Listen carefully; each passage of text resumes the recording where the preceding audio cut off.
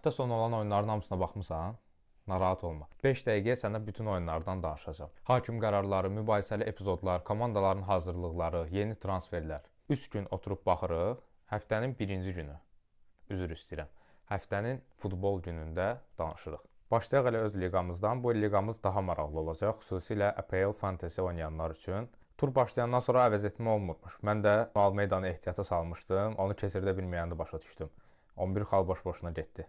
Oyundan əvvəl demişdim də, Neftçi bu Sumqayıta 3 top vurmalıdır. Sabahın 3-cü heyəti də kəpəzi udmağa bəs eləyər demişdim. İndi də Neftçinin ölüsü bu Sumqayıta 3 top vurmalıdır.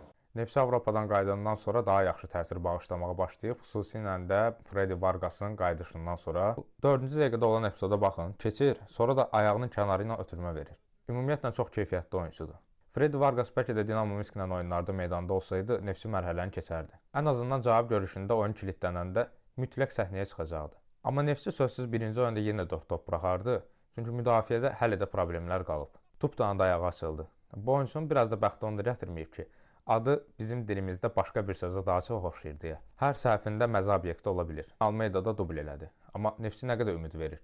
Bunu sizə buraxıram, şərhlərdə yazarsınız. Sumqayıtın ehtiyac skamyasında cəmi 6 dənə oyunçu var idi. Əsas heyətə də Portuqaliyanın, Braziliyanın 3-cü, 4-cü liqasından oyunçuları yığıb doldurublar. Biri 31 dənə klub dəyişir, digəri təkbətəkdə top qasırır. Kapitan da əsəblərinə hakim ola bilmir, qırmızı vərəq alır.